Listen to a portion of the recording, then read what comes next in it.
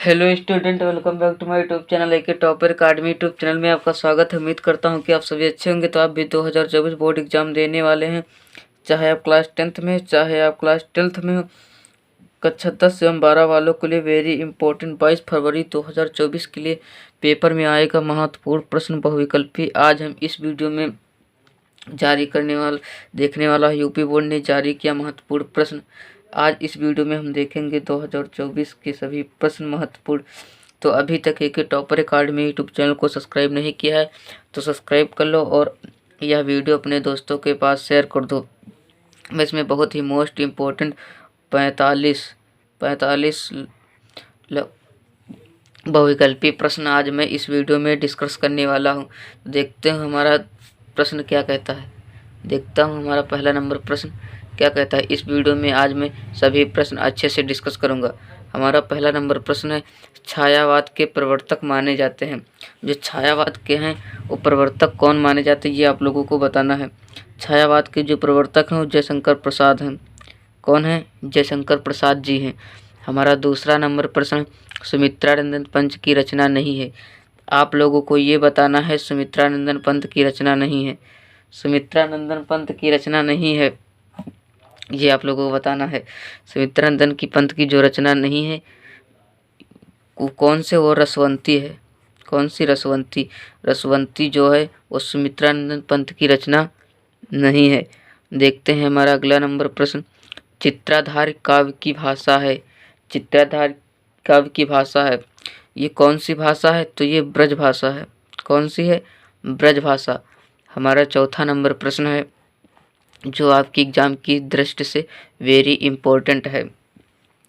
हमारा अगला नंबर प्रश्न है, पपीहों की वह पीन पुकार किसकी पंक्ति है? ये आप लोगों को बताना है। तो ये सुमित्रानंदन पंत की है। किसकी है? सुमित्रानंदन पंत की है। हमारा 5 नंबर प्रश्न है, ग्रंथ काव्य संग्रह के रचयिता हैं। जो ग्रंथ काव्य संग्रह के रचयिता हैं ये कौन है? तो इसका जो आंसर होगा वो होगा सुमित्रानंदन पंत जी हैं। कौन है? सुमित्रानंदन पंत जी हैं। हमारा अगला नंबर प्रश्न है, यामा रचना है। जो यामा है वो किसकी रचना है? ये आप लोगों को बताना है। ये महादेवी वर्मा की रचना है। किसकी है? महादेवी वर्मा की। ये जितने प्रश्न हैं ये आपकी एग्जाम के लिए वेरी इंपॉर्टेंट है। आप लोगों की जो यामा है वो इसकी कौन सी विधा है, ये आप लोगों को हमें कमेंट करके बताना है। देखते हैं हमारा अगला नंबर प्रश्न। हमारा 7 नंबर प्रश्न, छायावाद काल का निर्धारण कीजिए।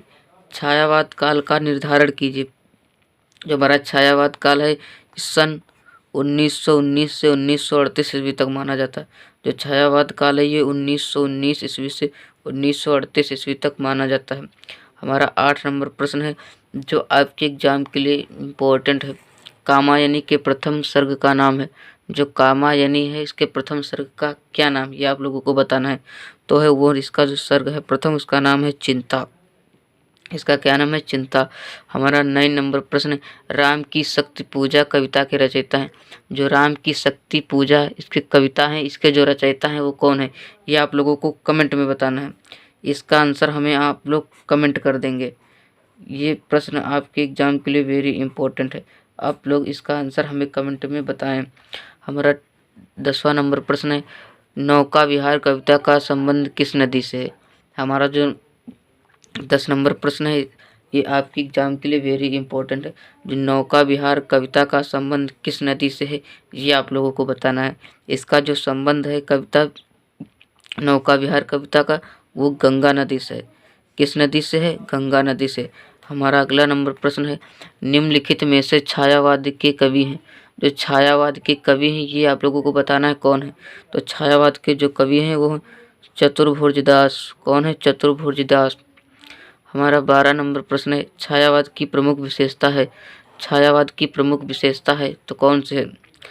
प्राकृतिक का उद्दीपन, रूप में वर्णन, सौंदर्य एवं प्रेम, ये दोनों इसके सही हैं।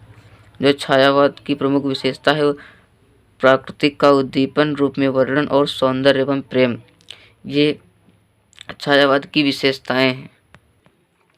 हमारा 13 नंबर प्रश्न है, तोड़ती पत्थर रचना है।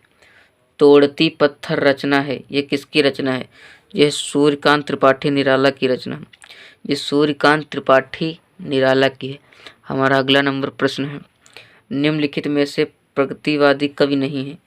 आप लोगों में से इन 4 ऑप्शन में से बताना है जो प्रगतिवादी कवि हैं वो नहीं है। वो तो भवानी प्रसाद मिश्र। कौन है? भवानी प्रसाद मिश्र। हमारा 15 नंबर प्रश्न है, रामधारी सिंह दिनकर को ज्ञानपीठ पुरस्कार मिला, उनकी कौन सी रचना पर उन्हें ज्ञानपीठ पुरस्कार मिला? तो उर्वशी पर मिला। किस पर? उर्वशी पर। हमारा 16 नंबर प्रश्न है, दूसरा सप्तक का प्रकाशन वर्ष है। जो दूसरा सप्तक है इसका प्रकाशन वर्ष आप लोगों को बताना है। इसका जो सही एवं राइट आंसर होगा वो होगा 1951 ईस्वी। क्या होगा? 1951 ईस्वी। हमारा 17 नंबर प्रश्न, तार सप्तक के संपादक हैं। जो तार सप्तक के संपादक हैं इसके लेखक का नाम बताना। इसके लेखक का नाम बताना। राइटर, इसके जो लेखक हैं राइटर का नाम कमेंट करके बताना है। और इसके जो तार सप्तक के संपादक हैं या लेखक हैं वो हैं अज्ञे जी, सच्चिदानंद हीरानंद वात्स्यन अज्ञे। हमारा अगला नंबर प्रश्न है, रामधारी सिंह दिनकर की रचना नहीं है।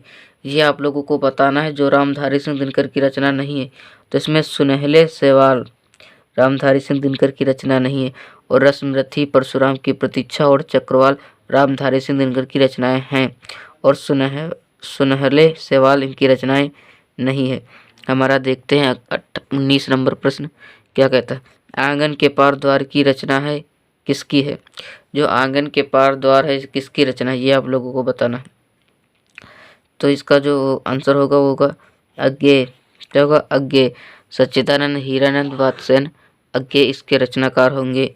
देखते हैं हमारा अगला नंबर प्रश्न क्या कहता है। हमारा प्रश्न है, भाषा योग वशिष्ठ के लेखक हैं। आप लोगों को बताना है भाषा योग वशिष्ठ के लेखक हैं तो कौन है? जो भाषा योग वशिष्ठ के लेखक हैं वो है राम प्रसाद निरंजनी।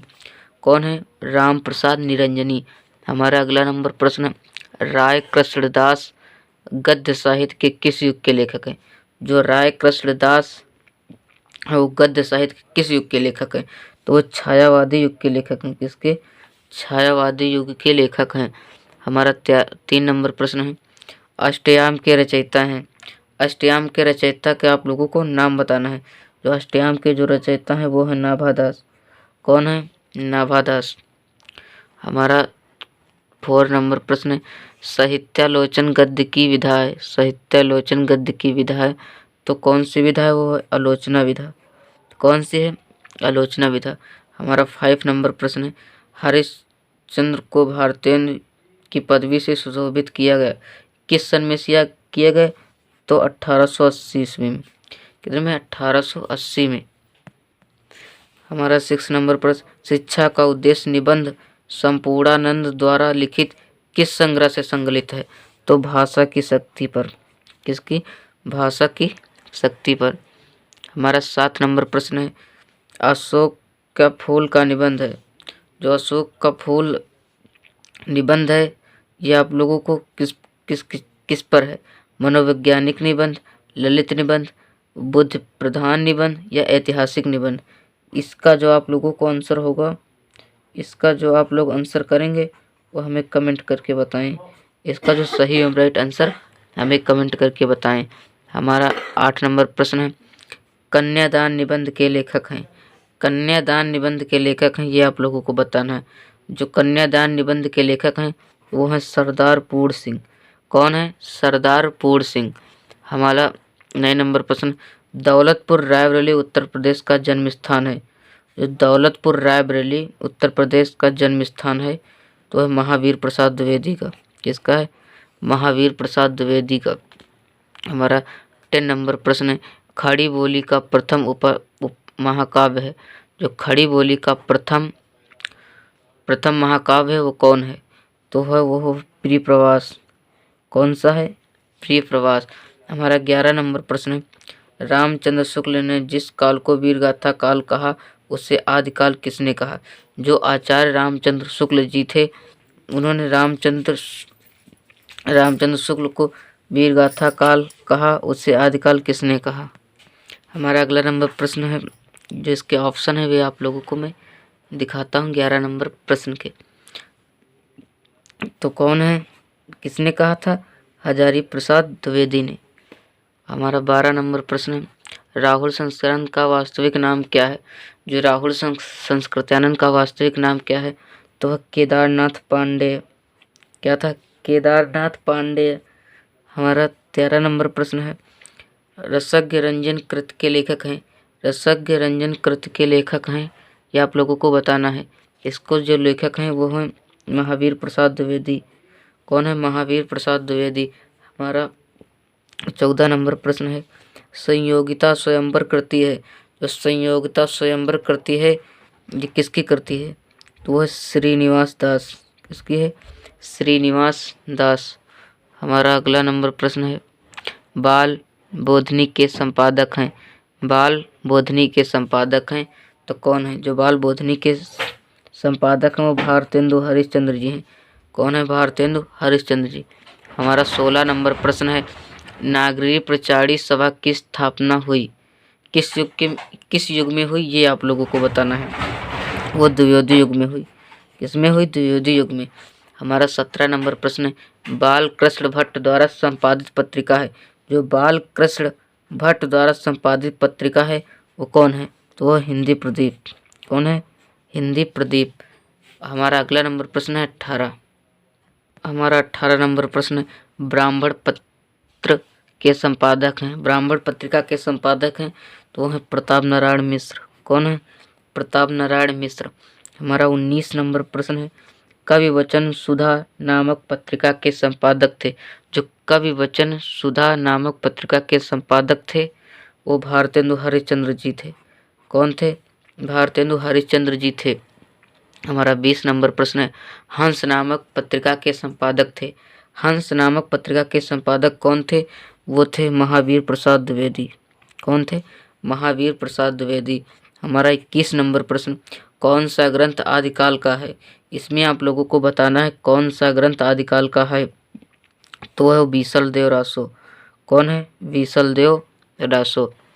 हमारा 22 नंबर प्रश्न है, प्रेमाश्रयी सूफी काव्यधारा का संबंध किससे है? जो प्रेमाश्रयी सूफी काव्यधारा का संबंध किससे है? किस किस धारा से? ये आप लोगों को बताना है।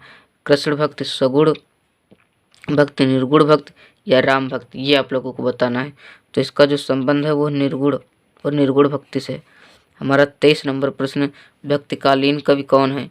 जो भक्तिकालीन कवि हैं वो कौन है? ये आप लोगों को बताना है। तो इसमें हैं अयोध्या सिंह उपाध्याय हरिऔध। इसमें मैंने हरिऔध लिख दिया है, आप लोगों को पूरा नाम लिखना है, अयोध्या सिंह उपाध्याय हरिऔध। हमारा 24 नंबर प्रश्न, रसखान किस काव्यधारा के कवि हैं?